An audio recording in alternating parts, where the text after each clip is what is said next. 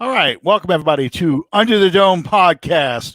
I'm your host Alan Orick with my partner Sean Williams. How you doing tonight, Sean?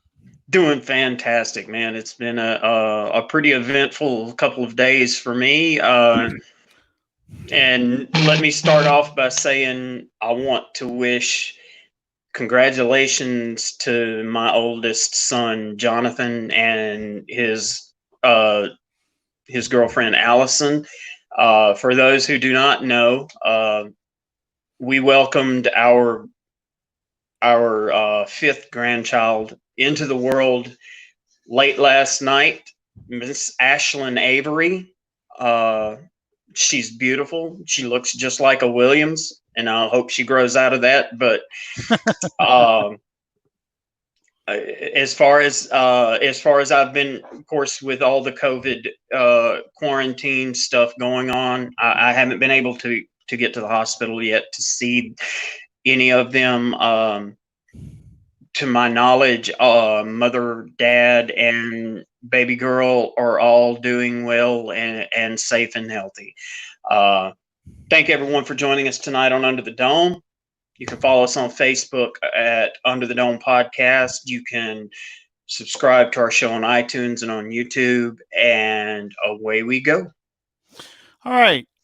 So, for those of y'all who may or may not have noticed, oh, by the way, I have no grandchildren whatsoever. I have 3 children, and none of them have children yet, thankfully. So we got that out the way. That's all Sean, not me. Well, I've got enough to supply the show with. There you go. There you Yeah. go. Okay, so as you guys have no doubt heard, next Tuesday is the actual opening of training camp. I believe the rookies either have reported or will report tomorrow or Thursday.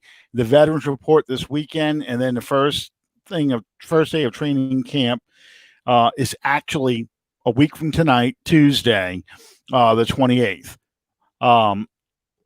So the NFLPA has been fighting for this for a while, and the league made it official yesterday.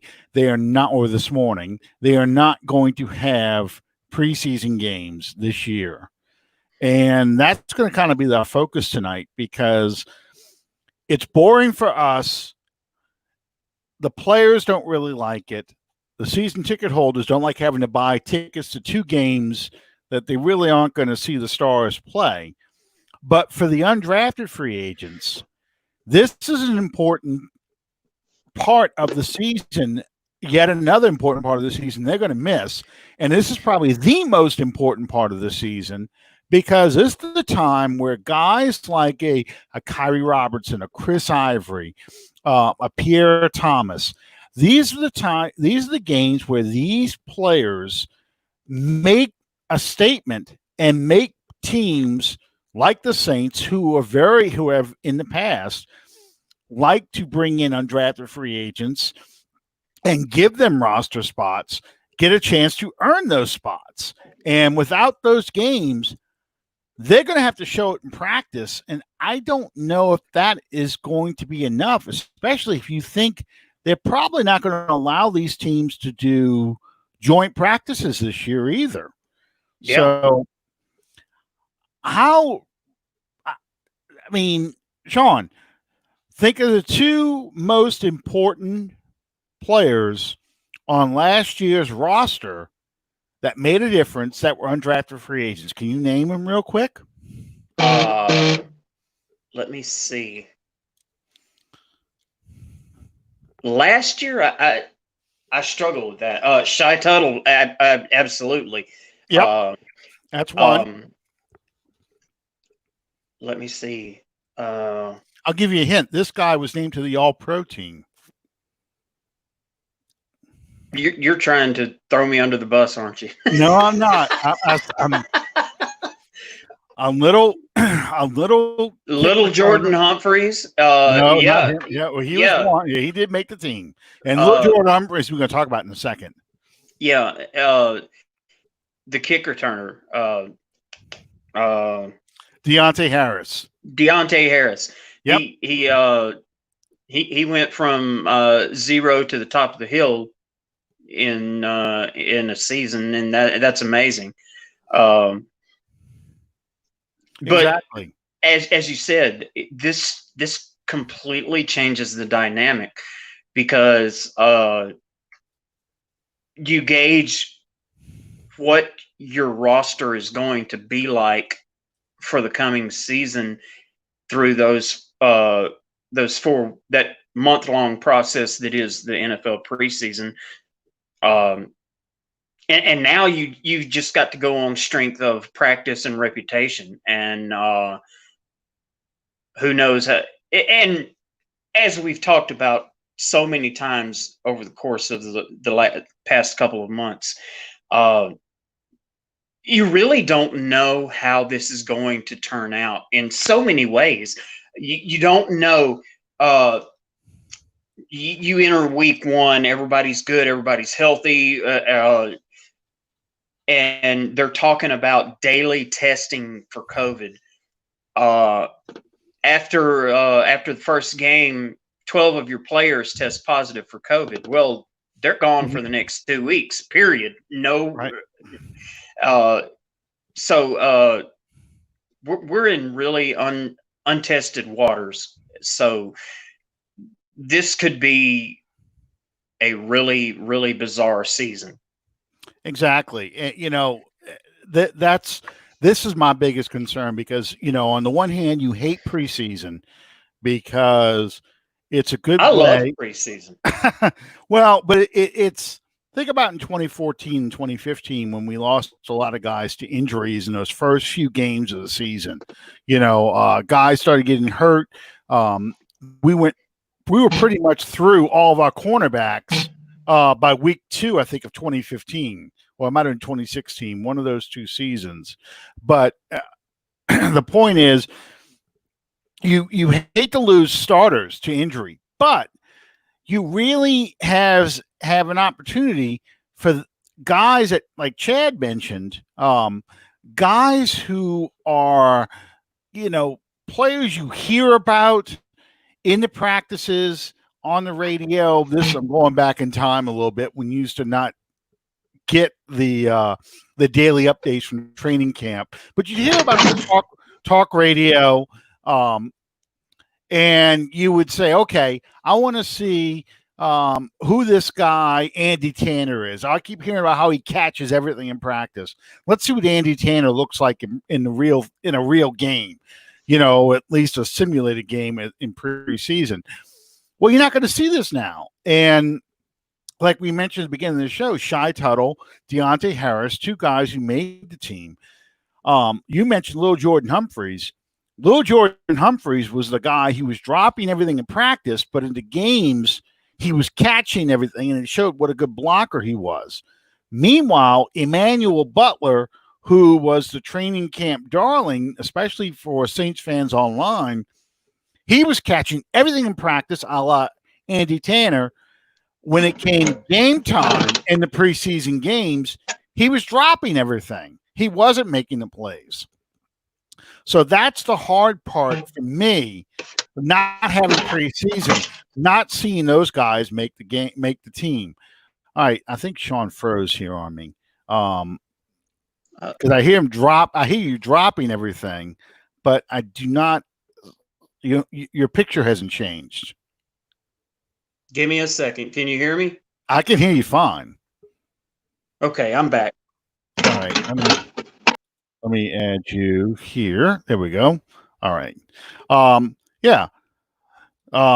Calvin just mentioned another one, Taylor Stallworth. Here's a guy last year or 2 years ago made the team as an undrafted free agent. Last year, Shy Tuttle beat him out, but they brought him back because he was a good developing player. Josh Hill's another one. Josh Hill's a guy that, you know, he's somebody that, yeah, he's not your number 1 tight end, but he became a useful player in an H-back role, as a blocking tight end, all these things. And I just find it hard without preseason. These guys competing against the people who've been here, who have done all the work from the previous year, know the playbook very well.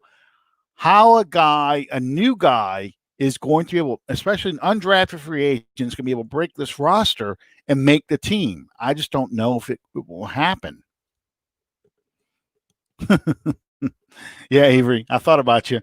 I changed up the screen a little bit too, if y'all notice. I shrunk our pictures a little bit so you get the actual background of the stadium here. So we are actually under the dome. So Sean, well, he's now lost his sound.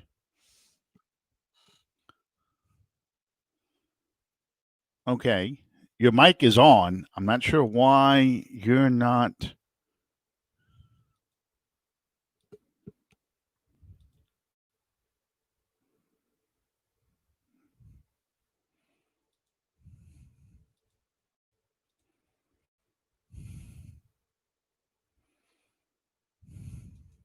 Okay, your mic is not connected. That's what it's telling me.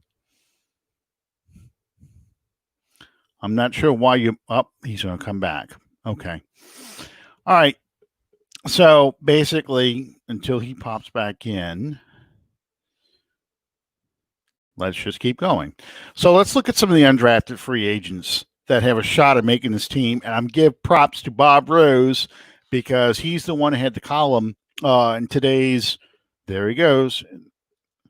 Okay, you back?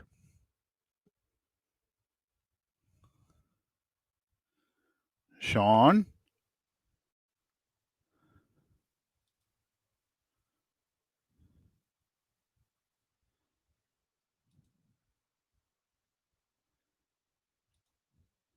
All right. I don't know what's going on. He just keeps dropping in and out. All right. So let's talk about Bob Rose's column. He listed 6 players who we should all look at this season. Well, that's good. Thanks, Chad.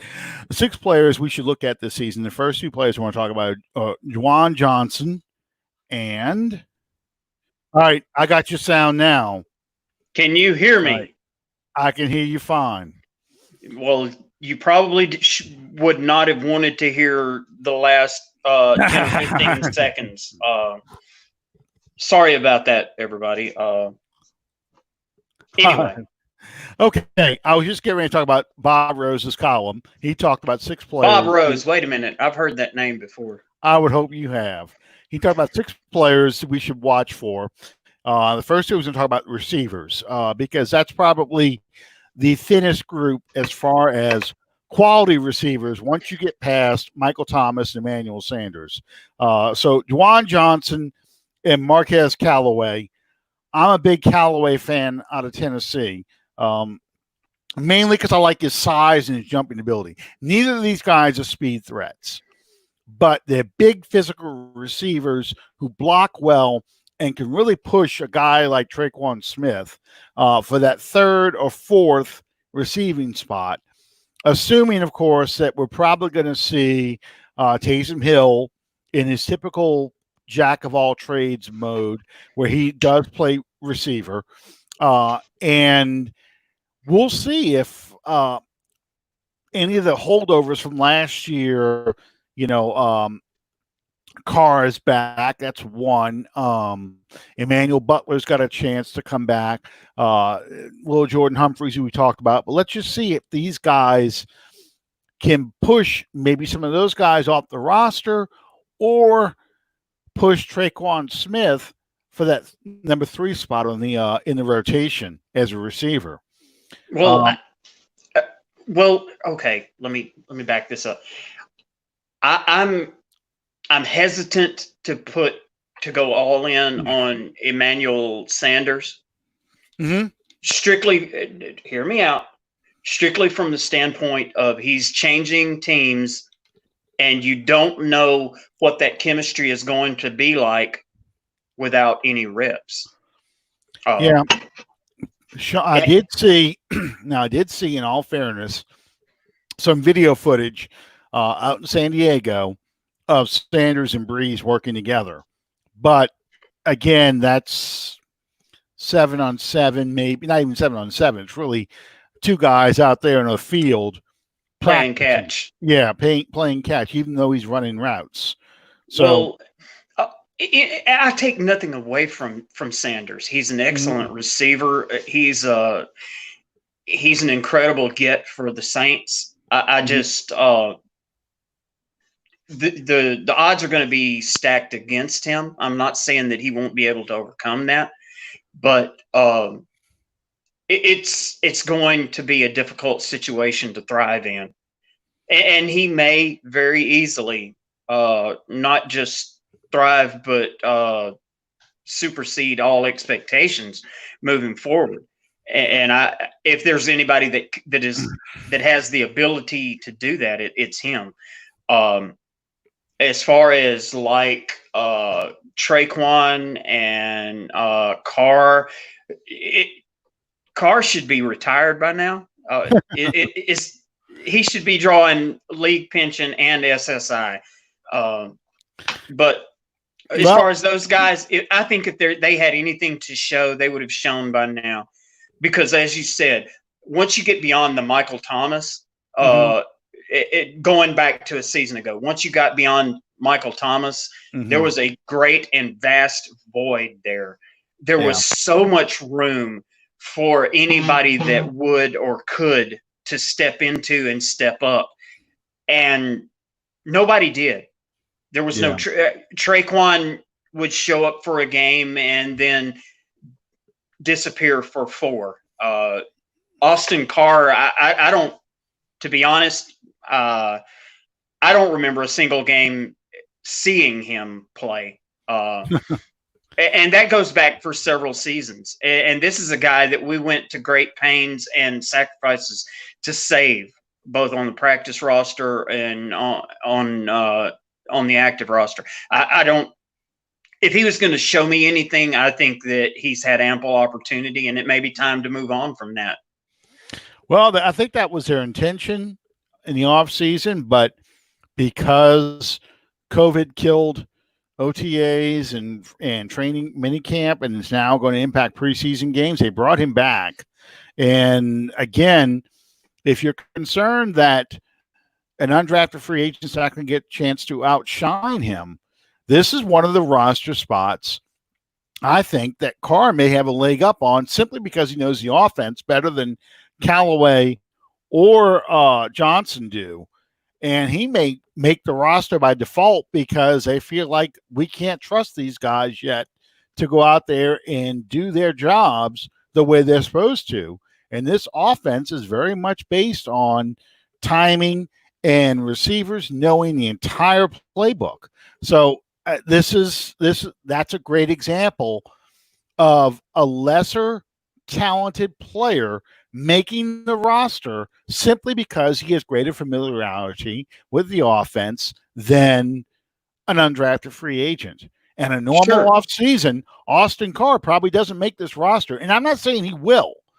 I'm just saying in a normal offseason, Austin Carr doesn't make the roster for sure. That's an easy cut.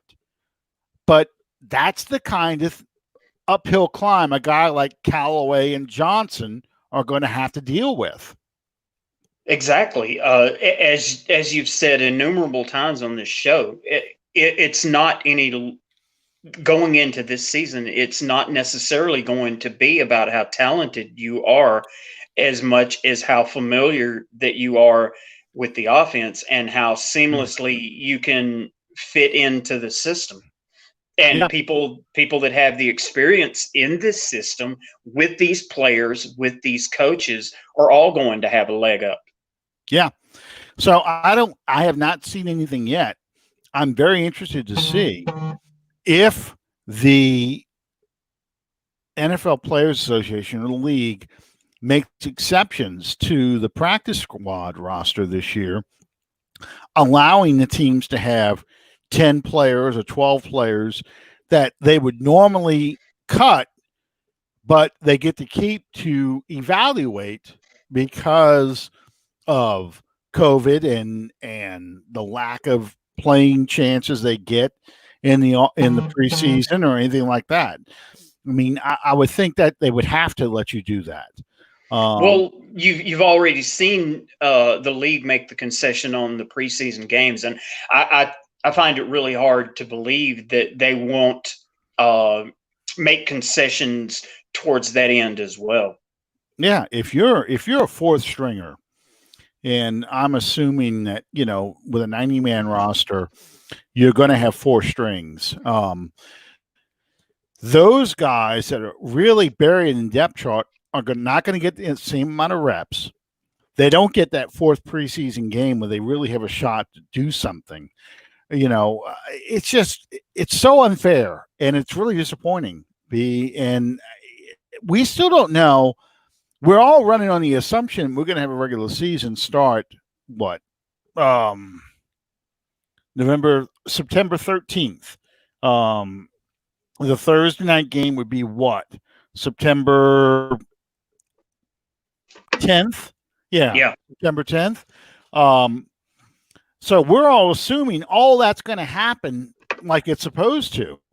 If the season's delayed a couple of weeks for whatever reason, because numbers are spiking, because of concerns with COVID, that just makes it even harder for these guys to have a shot, because now you cut these guys when you do your cut downs. If the season opener is delayed, you may not make any roster moves or be allowed to make any roster moves for a couple of weeks until the regular season's gearing up to start. Then you're allowed to bring in guys. We don't know what the rules are going to be like for any of this stuff. Yeah, as I said earlier, this is uncharted territory. They're just going to have to kind of do it on the fly, so to speak. Yep. Okay, so Bob had a couple other guys now. I want to bring up two more players because he has a linebacker and an offensive lineman. To me, the offensive line is so deep. I have a hard time picturing any undrafted free agent guy making this roster. Same with the linebackers. It's thin, but it's not thin. Okay. On the linebacker side, look, your starters are going to be Anzalone, Davis. No, Davis, I already knew that, but no, it's the strong side guy, the guy who's taking the place. I can't believe I'm drawing a blank on these names. The Miami guy. The guy we traded for from Miami, he tore his ACL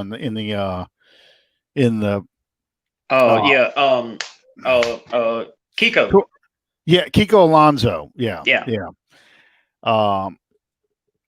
That's the thank you. Everybody's jumping in now. Kiko Alonso. I drew a complete blank on his name. I could picture him. I knew his number, everything else. But that's your starters. Then your backups. You got your draft pick. You got Ask Joe Flacco if he remembers him. Yeah, you got Craig Robertson, and you probably Caden Ellis is your third linebacker. So it's going to be really hard for somebody to fit in and jump into this spot unless injuries happen. So the guys I really want to focus on are the cornerbacks, because your favorite guy is still listed as the nickelback, PJ Williams. There's only one good thing about him, and that's his name. Yeah. And then, of course, Patrick Robinson, the other cornerback. Good for a solid 2 quarters of season. We talked. Yeah, Calvin brought up Bond, the draft pick, whose name I was drawing a blank on as well. But Bond is probably somebody who's going to be playing a lot. In fact, I expect him to take Alonzo's spot sooner rather than later. To quote Sean Payton's favorite phrase, I really do expect him to be a starter, probably, if not by the bye week, the week after the bye. I expect to see Bond out there as a starter. But as far as cornerbacks, you got 2 of them. Keith Washington, the cornerback from West Virginia, and Tino Ellis, the cornerback from Maryland. both of these guys, I think, have a good shot at least challenging people like P.J. Williams and Patrick Robertson. In fact, Robertson, I think, is on thinner ice than P.J. And here's why. Because I think their goal eventually is to move P.J. to safety. I think they want to make him – yeah, I don't think he will either, Calvin. Calvin says the kid from the XFL won't make the roster. I don't think he will either. But I think their long-term vision for P.J. Williams, if they have one, is to move him to safety because they like how he hits. They like how he tackles. He's not fast. He gets exposed when he's in the open field. And I think they'd like to move him to strong safety, get him up in the box, and kind of groom him behind Chauncey Gardner-Johnson. That excuse me, that dynamic, I think they like that a lot. I think they'd rather Chauncey Gardner-Johnson should nickel back and have PJ kind of as the backup safety, alternating and moving around with Chauncey Gardner-Johnson just to throw people off. Okay. But I think of the two, okay, Keith Washington, he's 6 foot 180. He does have trouble with big body wideouts, but he's a good man-to-man cornerback, which that's a plus because that's this kind of defense that we run. Ellis, on the other hand, is bigger. He's 6'1", 195, but he's a converted wideout. So, he's got the hands to yeah, he does. You're right about that, Calvin. PJ causes fumbles at a surprising rate. He does. He and that's why I think they like him. They just don't like him at corner. They like him more as a safety because when he gets matched up against a speed guy, that's his ass. He just cannot cover that. Yeah. But I think Tino Ellis has a good shot at being that kind of developmental corner that they would eventually like to groom. Maybe not this year, but have him in a practice squad and work with him next year after he has a full season with the Saints and see what they got with him. I don't think any of these guys that we've named so far are guys that are really going to have an impact on the roster this year, but it's going to be late in the season when the injuries start piling up or when it's a game where you need somebody to make a play who you don't expect to make a play, and boom, there they are. I think that's what you're going to see. Calvin, let me know when they have open tryouts this year. I'll tell you what. Calvin, you better get into playing shape. I told you this weeks ago. I would put you in over P-Rob and PJ any day of the week. I've been doing a lot of physical therapy. Spartans, baby. There you go. I've been doing a lot of physical Calvin therapy. will understand what that means. Yeah. I've done a lot of physical therapy with my right arm, more than I've done in a long time. And it's funny. The girl that's working with me was working with me on Friday. She's like, okay, you need to pick because it's my shoulder now. She said, you need to pick your arm up higher and reach straight instead of sidearm or trying to angle it, so you kind of get more of a hump. And I told her, I said, you sound like my coach. You used to tell me all the time. And she looked at me. I said, yeah, he used to jump on me all the time because he said I get lazy. And I'd start side-arming passes instead of coming up all the way and coming across. I'm like, yeah. When I played quarterback, they tried to change my my throw-in motion.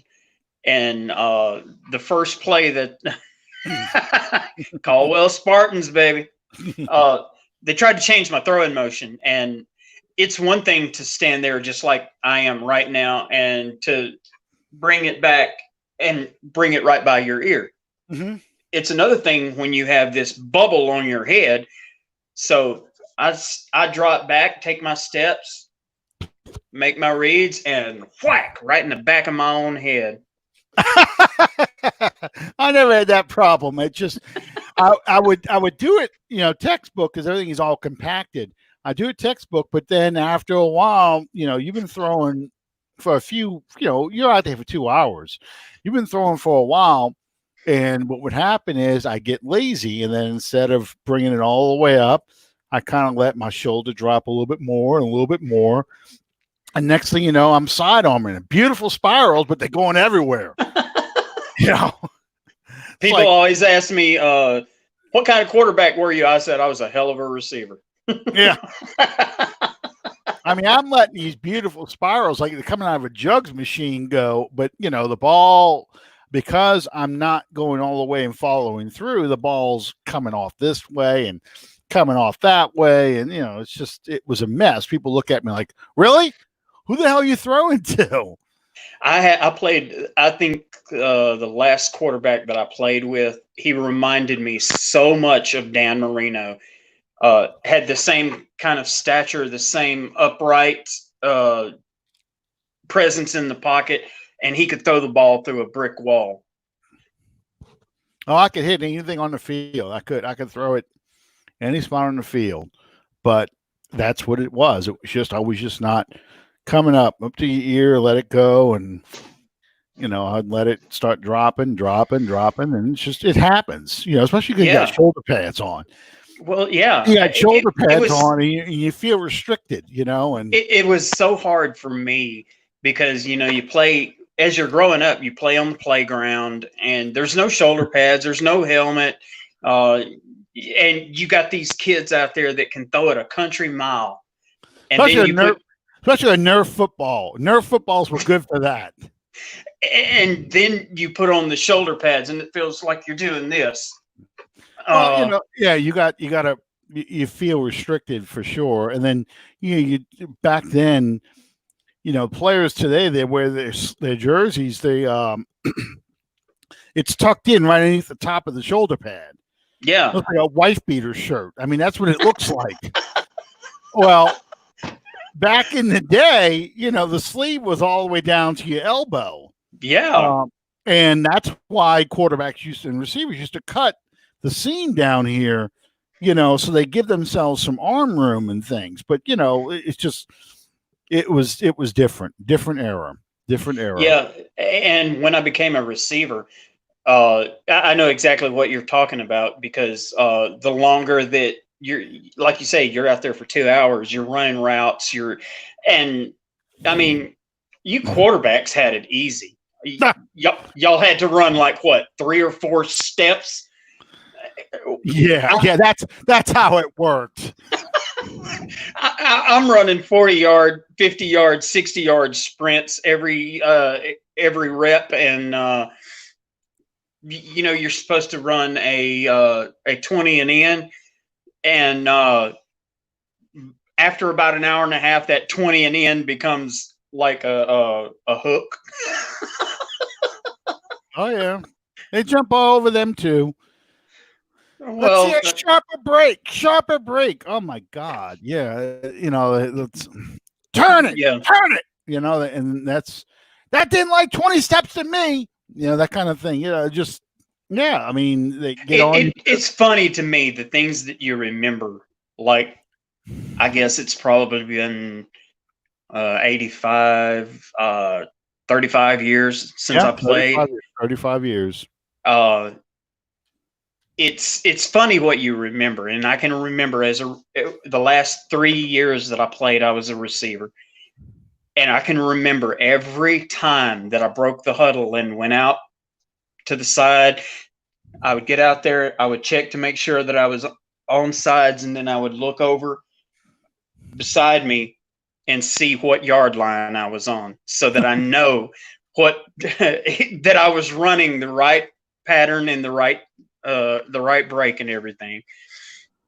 Well, they have air conditioning facilities now and everything else, but I mean, their big thing was always, how did you practice in the last 20 minutes of practice compared to how you looked when you first got out there? You had to be just as sharp as you were before they started. So I mean, that's what they were watching for, because fatigue makes you lazy, and then all that stuff. Yeah, it would take the first couple of games of the season. I would make it to about a quarter of the way through the fourth quarter, and cramps would hit me in my calves. And anybody that's experienced that knows that that is not a friend to a wide receiver. My brother was defensive tackle, by the way. There you go, Danny. Yeah, my brother was defensive tackle. So just letting you know. Yeah, the only people that had shorter responsibilities than quarterbacks was defensive linemen. They had to go like 2 or 3 steps. Oh yeah. First. Okay, so let me tell you this funny story. First time we're in an apartment. My brother and I moved into an apartment with another guy. His first year at UL, and here he comes in. He's all big now because he'd been playing football his senior year, and he didn't play in college, but he played football his senior year in high school. And my friend John is a big guy too. So my brother and John are going to decide in the apartment now. They're going to play this tug of war thing because my brother's like, I'm big and tough too. So they get to this thing. Well, my friend John's big.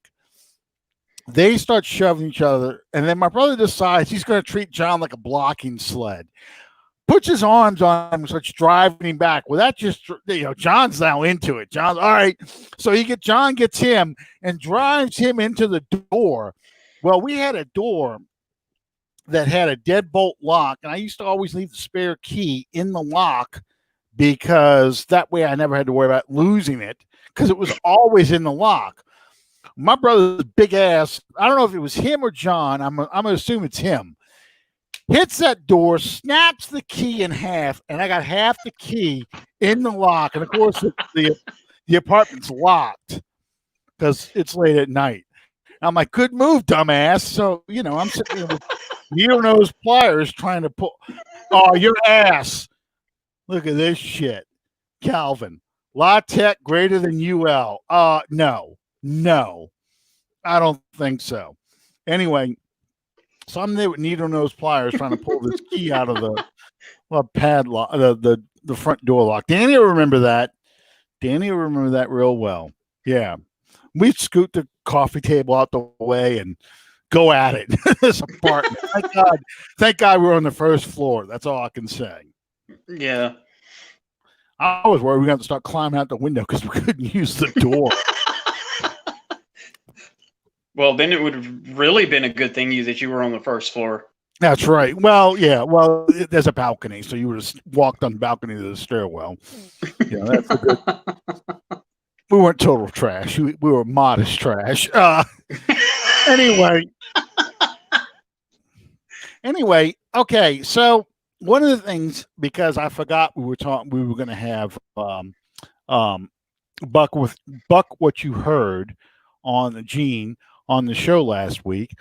I wanted to talk a little about the Washington Redskins because, as we all know, the Washington Redskins have officially retired the name and the nickname because it offends people, but in my best Andrew Dice Clay voice. But yeah, all you young people can Google that. Yeah. Yeah, I do remember that. Tackle flag football. Hold on. Before we talk about the Redskins, I got to mention this because Danny brought it up. Okay. So here we are. We're going to play flag football. All right. Danny's going to be a rusher now for flag football. First play.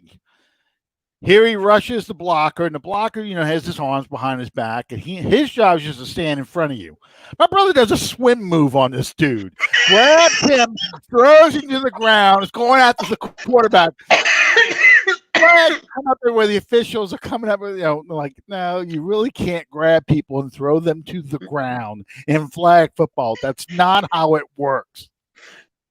But Danny's like, what? What I do? Went full Dexter Manley on him. Huh? Oh yeah, absolutely. So what I was going to say though, before he brought that up, because I do remember that very well. Yeah, here we go. Chad saying, "Go Colonels." Colonels. Yeah. Yeah, the Nickel State. Oh, okay. The Harvard on the Bayou, as they like to call themselves. Yeah, Andrew Dice Clay was ahead of his time. The original, you could YouTube this thing. The original Dice video. I had that cassette tape, and oh my God, we used to kill ourselves laughing at that thing. Oh, it's so totally politically incorrect, but it was hilarious, especially to My favorite was always Sam Kinison. I had the Sam Kinison albums too. Yeah. Sam Kinison. In fact, I have his routine that was on the HBO show when he was at Rodney Dangerfield. He was a nobody back then. Yeah. And he says, "Go KFC, the Colonel." There we go. He says he's talking about the USA for Africa and feeding the people in Africa, and he says, we have deserts too. We just don't live in them. Yeah, he says, "See this is sand. Yeah, this is gonna be sand. You know, it's gonna be 1,000 years. It's still gonna be sand. Pack your shit. Let's go. We'll make one trip. We'll take you where the food is." And all of us have had the breakup with the girlfriend. And the Sam Kinison, the Sam Kinison love song. Always. We used to play that. We did kind of a heavy metal version of it, but we played. How much more heavy metal can that be? Other than it's not the piano, but him screaming the lyrics. My favorite joke in that whole thing is, we went through all my cash in about a year. He said, and she goes, Sam, there's something missing in our relationship. He says, "Oh, it would be the cash, would it, honey?" Yeah. You lying whore!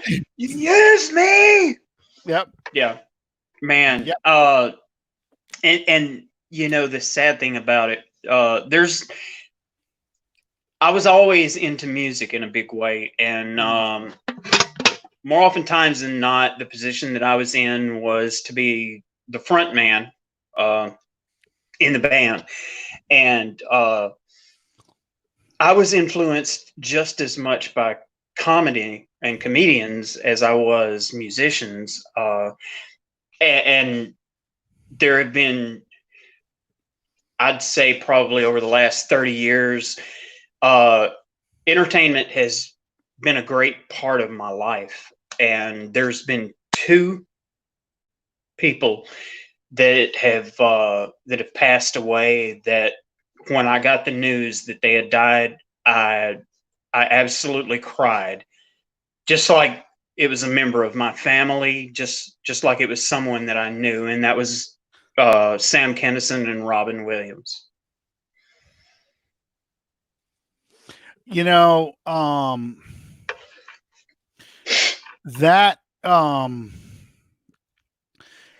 Yes, that Robin Williams, his concert at the Met, that's one of my favorites.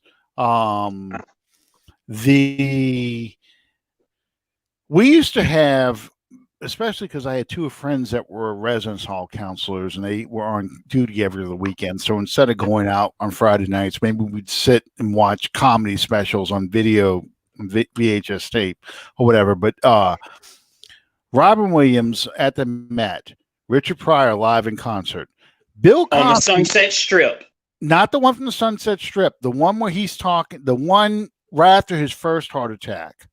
I think the Sunset Strip is when Sunset Strip is the one where he had already burned himself. Yeah, I think that's the one where he's like, that's a nice shade of blue. He's looking at his hand on fire because he was all jacked up on drugs. But Sam Kinison in concert, Andrew Dice Clay, Howie Mandel had a good one. There were a few others, but it seemed like there was a Eddie Murphy Raw. Everyone's seen Eddie Murphy Raw. The best memory that I have of Howie Mandel is back in the day, the show of shows that you could watch to see the most happening entertainment of the day was Arsenio Hall. The first run, not the not the rebuild. And Howie Mandel was on there one time, and he walks out and he shakes hands, which was odd for him. He shakes hands with Arsenio, and he sits down on the couch, and they're talking, and he reaches in his pocket. He said, I just wanted to show you this. And he pulls out a doll's head. He said, one of your interns met me backstage. It's always nice when you can get a little head before the show.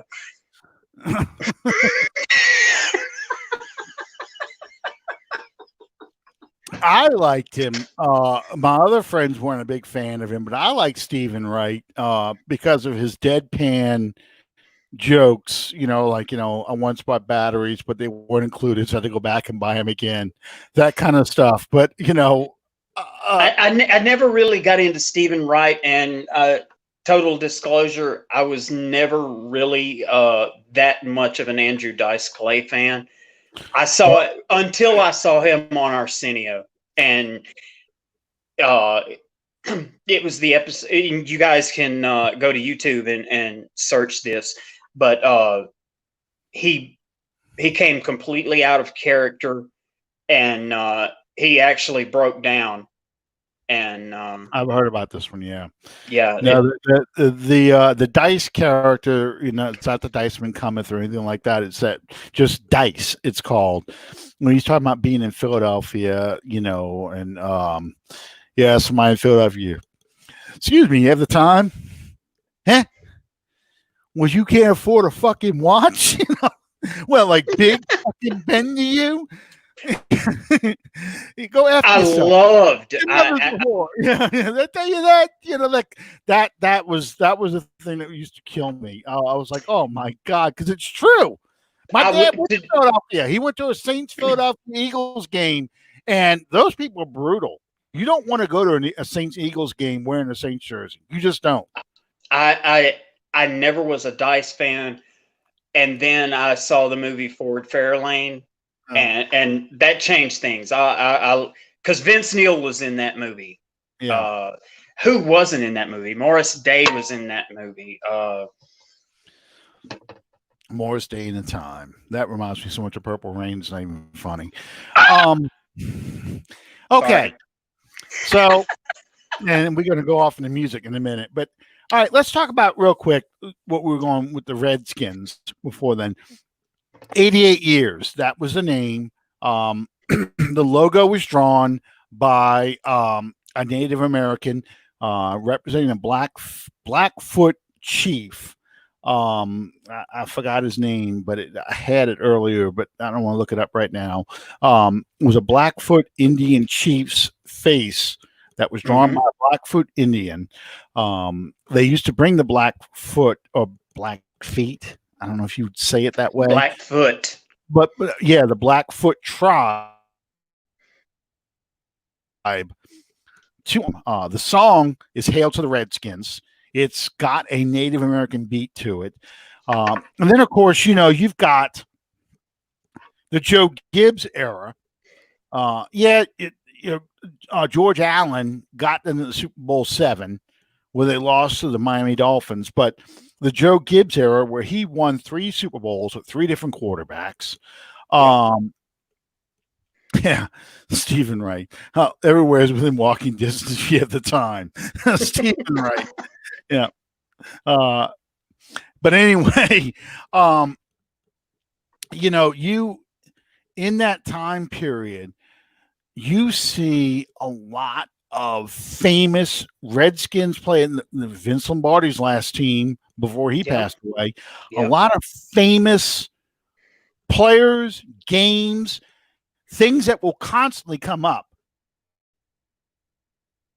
So, yeah, you're getting rid of – but every Super Bowl season, we're going to see Doug Williams, the first black quarterback to win a Super Bowl, throw his 5 – the Redskins score 5 touchdowns in the second quarter against the Denver Broncos.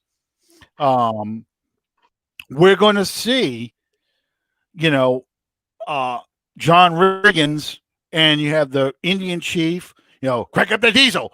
Crank up the diesel. And John Riggins, run over.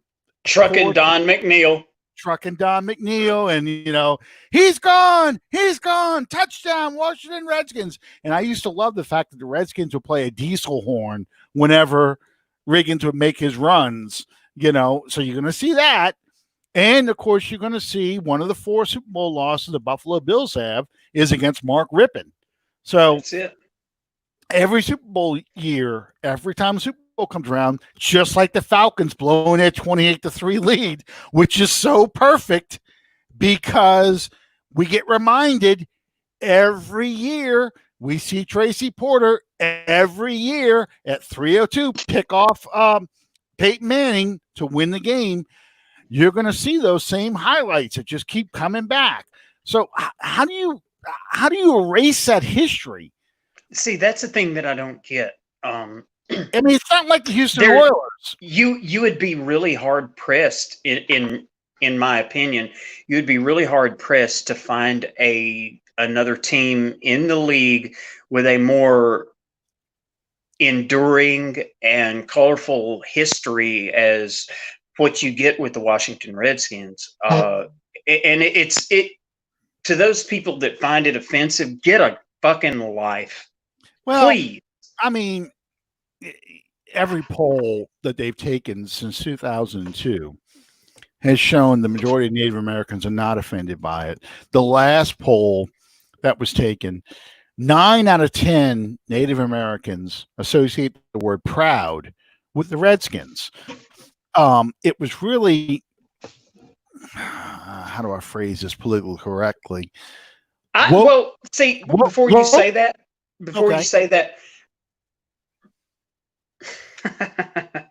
you guys know me, and you know that the ones that do know me know that I'm being sincere from the heart right here.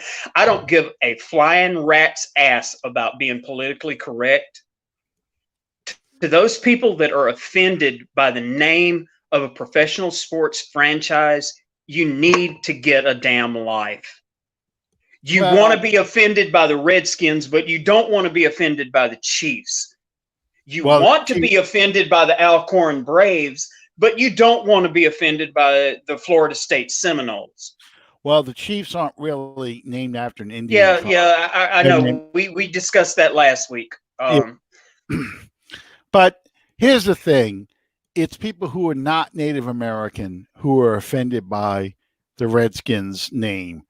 And they feel like they almost have a paternalistic attitude when it comes to these things. Like, well, they've just been conditioned not to be offended, so we have to take care of this for them. Yeah. But it's a shame because, like I said, you can retire the name, okay, and the colors and all that. But you're not going to change the history. But it's not like it's not like the Houston Oilers or the New York Titans, where the franchise really doesn't exist anymore. Okay, the franchise still exists. It's like when the Baltimore Colts disappeared when they went to Indianapolis, but Baltimore, they still had the colors, they still had the stadium. You see all the highlights of the Baltimore Colts. Okay, it just.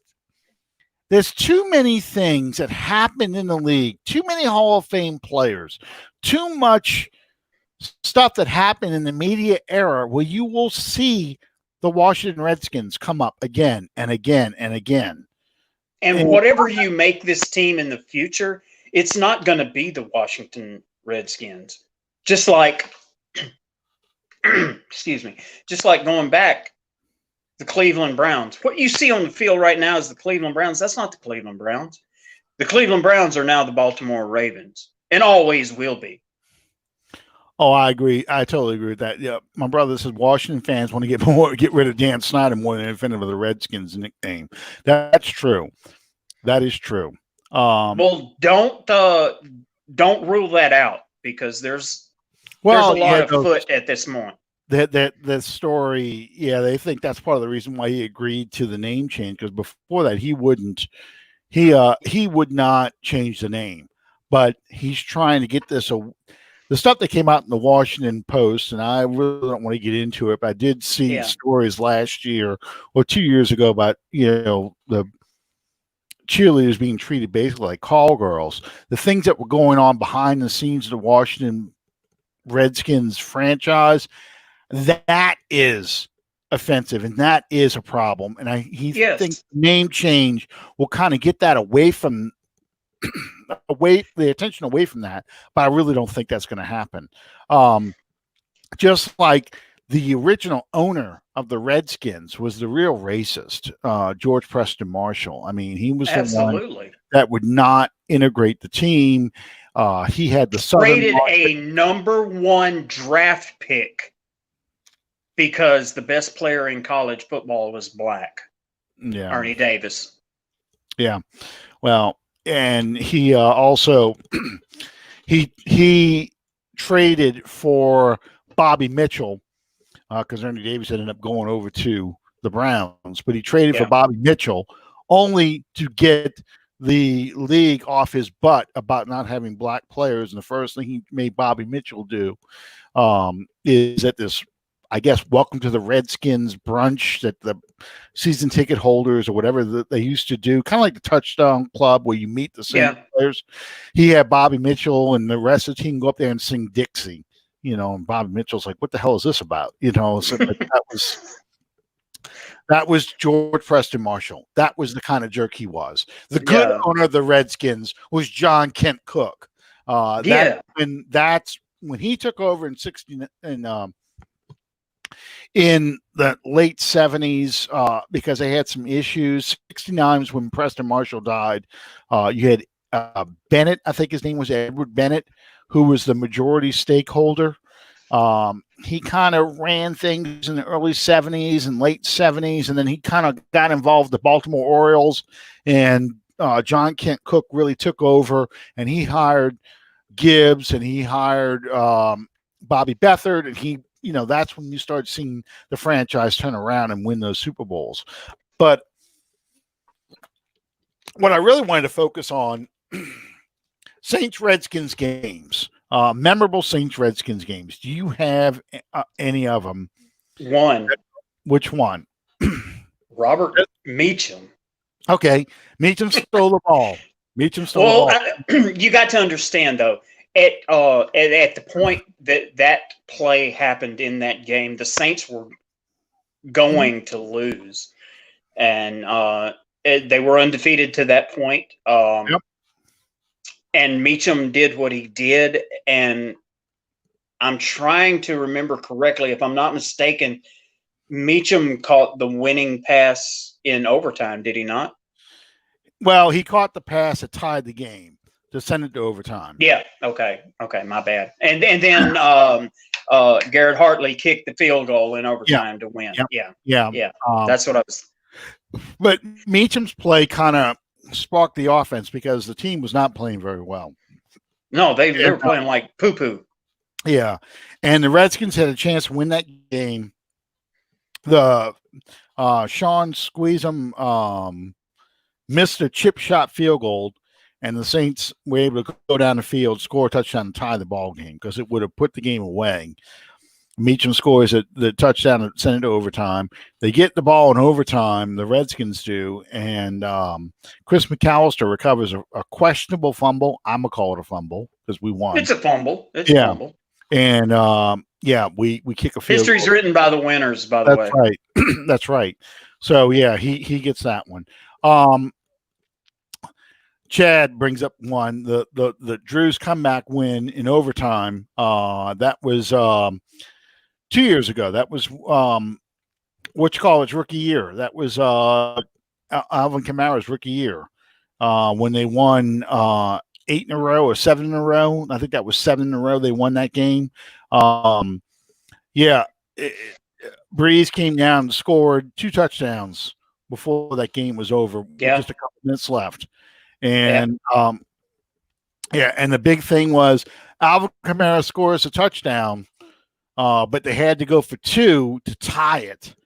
And Kamara scored on that too. Kamara scored on that too. So yeah, that was a great game. We made It was one of the girls that I worked with. She left the game early because she's like, "Oh, well, they lost this game. They're not going to come back." And I'm like, don't leave any game with Drew Brees. Don't ever leave a game that Drew Brees is playing in. That was a fun comeback. Yeah, two games I remember very well. With the Saints-Redskins games that stand out to me. One was in 1988, and the Saints lost this game. But because they lost this game and they split with the Rams that season, even though they went 10-6, they failed to make the playoffs because they lost the tiebreakers because they had more NFC losses and more divisional losses. Divisional losses. So the Rams went to the playoffs instead of the Saints. In 88, but this was the infamous Dexter Manley spitting in the face of there's another one, AK juggle catch CD. Yeah, that's right. That was the touchdown that tied it, the juggle catch. Dexter Manley spit in the face of Jim Dombrowski, and he claimed he sneezed. And the problem with it is when it happened, because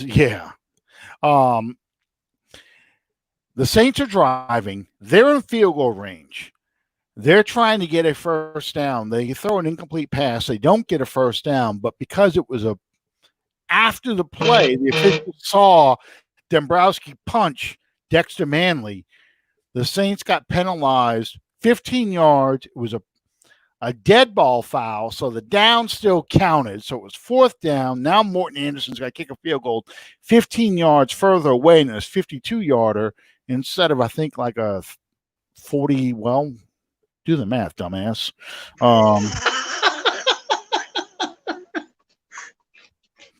This is the only show that requires Google and a calculator. Well, nobody told me it was math required in the show. 37-yard field goal.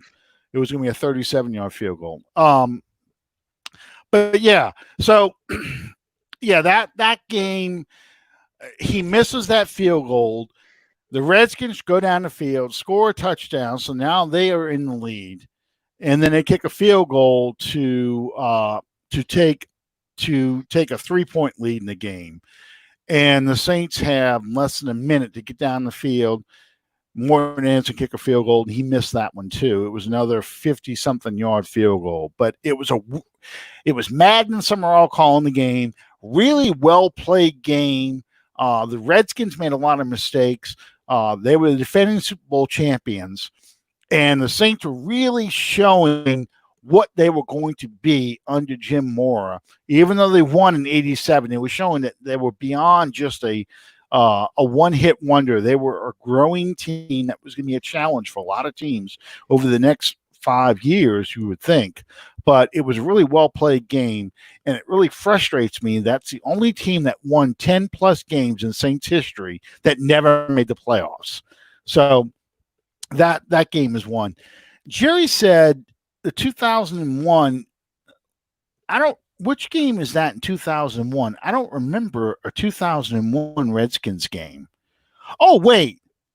Is that at the end of the season in the Dome? One of the 3 losses, they get blown out? I think that's that one. Yeah, that's probably the one he's thinking of. And that would be, the 49ers game stands out more than that one. But that's one of the 3 games they really look like crap, and they got blown out at the end of 2001. It was like after the Jets game where Kyle totally throws the helmet, the team really unraveled from that point on. In the last 3 games of the season, they get blown out in all 3 games in 2001. The other game that comes to mind from the Mora era is, once again, the Saints are playing defending Super Bowl champions. This is after the Redskins won in 91. In 92, the Saints played 3 games in 10 days. They played Buffalo, Atlanta, and Washington in those 3 weeks. It was like one was a Monday night game, one was a Saturday game, and then one was like a Thursday game. I think that's how it worked. Yeah. Yeah. Um, that was 3 games in 3 weeks, and I think they won.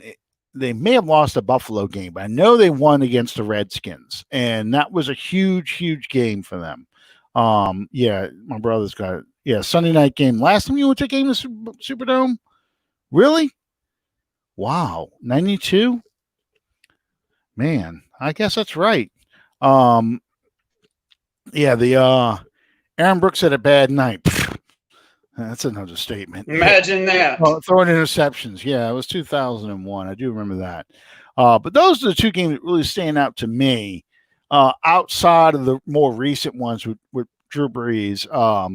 2012, first game of the season, RG3's debut. That's another horrible game. Oh, my God. Yeah, first game. I could have gone all night without thinking about that. Well, that was the first game at no Peyton. I think Aaron Cromer had to call the game or was coaching the game because Joe Vitt, the replacement coach, he was suspended. Yeah, that was the Bounty Gate game. That was a terrible game, and that's how you knew that season was stacked against us. 2001. That was his last game. It was in 2001. Yeah. Okay. Let's see. That's a 2006. That was an unexpected loss. That was just they were really flat that game because they beat the hell out of Dallas the week before. Yeah. And that was an ugly game. That's the one we're talking about. Calvin's talking about the 2015 game. I think that where Brandon Browner deliberately targeted the lineman instead of going for the ball carrier because he was pissed. Yeah. That was an Brandon Doo-Doo Browner. Yep. Yeah, that was another bad one. We really do have a lot of losses to the Redskins, but we got a lot of losses to a lot of teams. Not so much anymore. It's amazing what's happened since. Yeah, I mean, when you go 13-3 for 3 consecutive seasons, that tends to change up the statistics a little bit. But there was still those 3 7-9s. There were plenty of 1-15s, 1-14s. Only one season when we lost only one game. That was 1980. We did have 2 seasons where we only won 2 games, and we have quite a few where we only won 3. But yeah, there's only one season we lost only 1 game. I think probably the worst season ever for me as a Saints fan was the Katrina season. It was more than losing games. It was seeing your team play at this location and that location and everywhere but playing at home. So, that was different for me. Well, I'm old. So I've gone to a lot of Saints games for a long time, and this is what's so amazing. You think about, and I get to watch some of the old games on YouTube and stuff, but you think about some of those games in the 70s that I went to in the Dome, where the biggest cheer was whether or not the paper airplane was going to land on the field. As it's coming down, you're watching it come down drifting, and the crowd would start picking up noises. They think it's not just going to land in the field, but it's going to land near where the players are. Like you're going to hit a player with this airplane, terrorist level. So yeah, I mean that's the kind of games I remember going to. I can remember getting into an argument with a fellow sports writer one time, and I started getting the upper hand in the conversation, and he hit me with, this coming from somebody whose fan base used to wear paper bags to their games. Only one year they did that. And, I sit there for a second and I kind of smirked and giggled and I said, yeah, but you know what? They still came. Yep. They still went to the games. Yep, they did. They did. Okay, so oh yeah, my brother and I, we went to a lot of these games together, so he remembers. Ruth's Chris Steakhouse.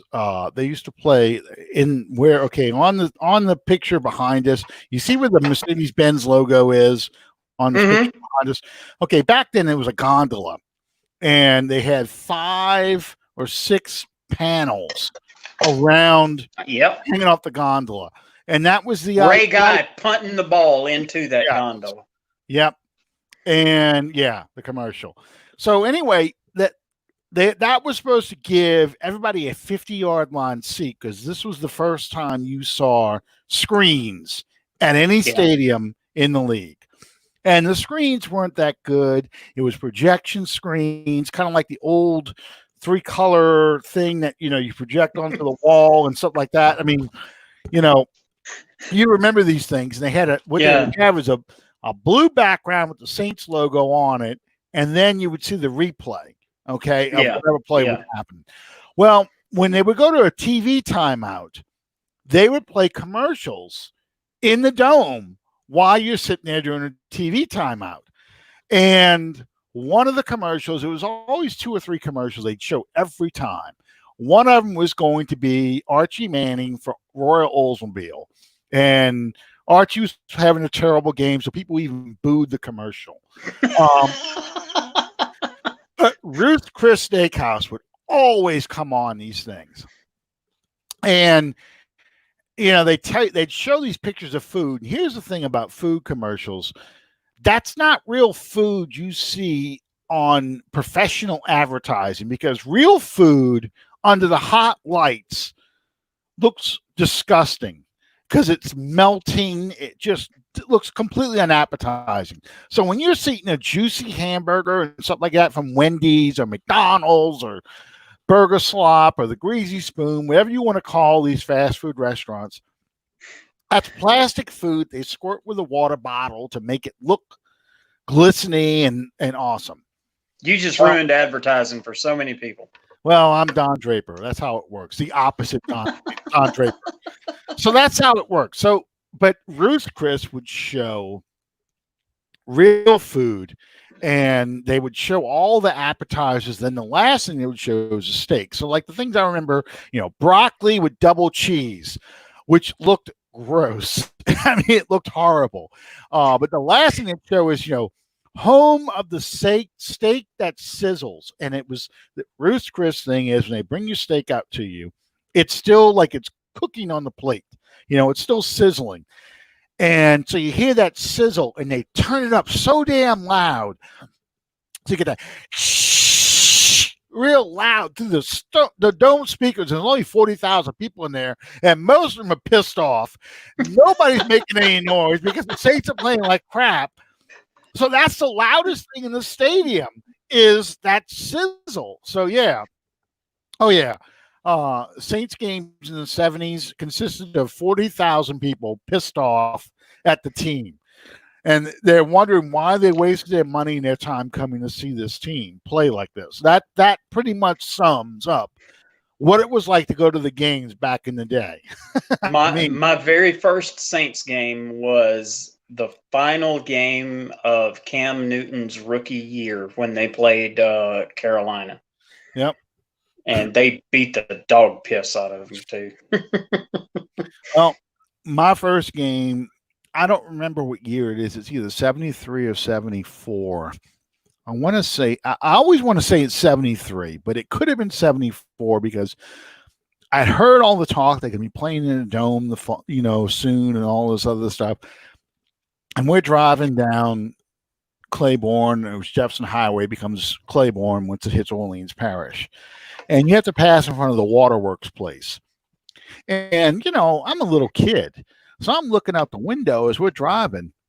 And I'm looking at the water tanks that they got sitting out there for the treatment plant and stuff. And I'm thinking to myself, because that's a big thing for me. I'm 6, 7 years old. That's huge to me. And I'm like, are they going to play in that, Dad? No, they got to play in that. They'll ask stupid questions. Marcus Welby right there. Robert Young, my father, the way he used to talk to me. Okay, I don't ask anything. Father knows best over there. I learned not to ask questions of my dad because my dad's like, you just don't ask, just don't talk to me about these things. He had no patience for little kids. I mean, he really didn't. You were a little adult. You had to be a little adult. That's what your job was. You were a little adult. You made little adult statements. Damn. I think about those stories every time, and I used to go down Claiborne because my kids, the girls, went to Ursuline, and Ursuline's down the street from Tulane. Well, that's the way we would go. So you pass in front of the waterworks, and then once you cross Carrollton, the next big section you have is where Tulane Stadium used to be, off of Carrollton, between Carrollton and Willow. And that's the way we would go. So you would go to Tulane Stadium to watch the games there. Well, Ullman Stadium now is behind where old Tulane Stadium used to be. So anyway, I can remember going to games at Tulane Stadium. You carry your own seat with you and stuff. So yeah, it took me a while to figure out how to play the game, understand what was going on in the game, and Father knows best doesn't help you explain how the football game goes on. It's just you're here to watch the game. I don't know what the hell I'm looking at, but I'm here to watch the games. Don't bother him. Go get my kid.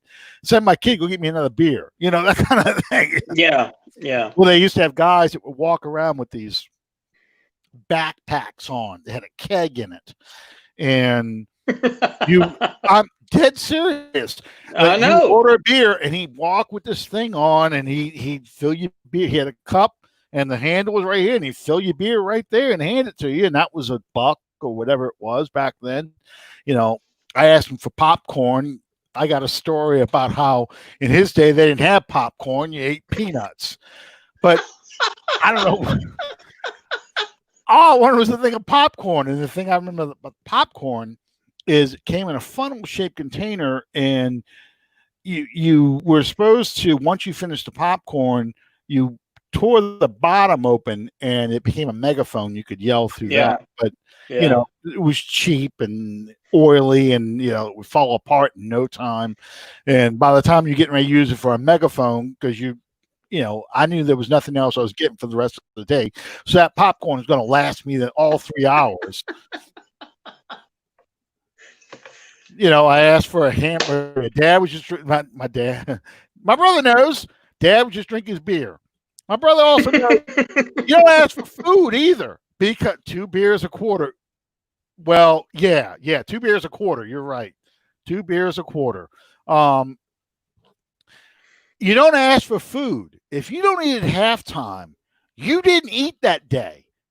Because, and all you people who were born in the 70s and the early 80s know this. You ask for McDonald's or something like that, we got McDonald's at home. Well, McDonald's at home was not McDonald's that you bought in the restaurant. It was a hamburger, jam on white bread, bunny bread, Evangeline that you bought. Yeah, that was your hamburger. That was not McDonald's to me. But that's your hot dog bun was light bread. That's right. Your hot dog bun, your hamburger bun, your sloppy Joe bun, your any kind of sandwich bun was the same bread. It came from the same loaf. There was no special bread, So, yeah, that's what it was like with Father Knows Best. So, and I love my dad. I'm picking at him because, he and I got along a lot better as I got older. But yeah, my dad was just one of those, extended ladies. I got the same treatment. Everybody did. Yeah, my brother need to eat beforehand. Yeah, 10 o'clock in the morning. I got up, but we had to be out the house. We had to be out of the house by 10 o'clock, 9:30 maybe. But you had to be out of the house by 10 o'clock to get a good parking spot for a noon kickoff game. Yeah. And when I go to Saints games from here, if I go down the day of, it's About 4 o'clock in the morning. Well, we only live 20 minutes away, 25 minutes away from Oh, yeah. Okay. There from the you go. stadium. So yeah. But he had to get his parking spot, and if we left later, we were going to miss our parking spot. So he had to get his parking spot, and we parked there. And we go there when we got to the Saints games. My brother's going to remember this. Yeah, we would bring food to the drive-in. He's right. We did bring food to the drive-in. Of course. My mom would buy candy before we go to the movies, and she'd bring candy to the movies. My wife had a big purse, and we would go to Burger King, and it would be 59-cent burgers, and we'd shove that saddlebag full of burgers and go watch Tom Hanks in Castaway. But yeah, my brother made me remember him, Henry Collada, who was one of the salesmen at the company my dad was working for before he took over. Henry Collada had the tickets, and my brother and I would take turns going to the games with my dad. And yeah, that was the thing. We would go there, and meet. He got Mr. Henry, and we go to a Saints game, and that's what you did. And Mr. Henry always said the same thing to me: "How you doing, young man?" He asked me a couple questions about the Saints, and that was the last time he talked to me till the game was over. Last time he talked to my dad about business, which I had no idea what the hell they were talking about. But I'm there to watch the game. I got a program, and I got popcorn, maybe a drink, and that's it. I didn't eat that dome food. It was nasty. My brother ate it. I didn't eat it. It's just, I look at it like, no, I'm not doing a Superdome dog. It's just not, it's like gas station hot dogs to me. I'm not doing that. My Jesus. Oh yeah. Cause they would be sitting in this thing, you'd watch and they'd rolling on the conveyor. And I'm just looking at like, that's all right. I'm not really at home. I'll wait till I get home. We didn't hike next week yet. Oh, no, we did not. Let's do that real quick because we, of course, went way over time. We want to invite you guys to join us next week for our 4-year anniversary show. 4 years. And I just told my first Tulane Stadium and early Superdome stories. So that's good. No, you've talked about old Tulane Stadium before. Okay, good. Next week we are celebrating 4 years on the air, and it's remarkable to me. But we're in negotiations at the moment to have a very special guest on with us. As far as I know, he's in. I'm not going to do any name dropping just yet until I have it verified that he's going to be here. But if he's here, fantastic. If he isn't, we're still going to have a party, man. Hey, we'll be the first day of training camp, so there's a lot to talk about. Yeah. Thank you guys so much for joining us. Like I said earlier, you can follow us on iTunes and on YouTube, on Facebook at Under the Dome Podcast. Why are our handles not visible tonight? I'm not sure. Maybe because I changed the way the screen layout is. Let's see if it shows up now. Nope. I don't know why it's not showing up on this one. Oh, well. He's at 79 Saints. I'm at Drew's Dad 3721 on Twitter. Thank you guys so much for being a part of what we do. We love you. Peace. Hey, Jerry. Jerry just commented, I remember when the podcast first got started. You're right. You should. You were one of the very first, if not the first. It's been an interesting ride. I tell you what, we've gone through at least three formats on here. This seems to be the best one we've been on. It was Chad too. I was there when we started. It's been fun. It really has been. Who knew 4 years ago when we started this that we would go through three of the best seasons, as far as regular seasons, three of the best seasons in franchise history. We've never won 3 divisional titles in a row. We've gone to the playoffs 3 consecutive years twice before this. We went to the playoffs in 90, 91, and 92.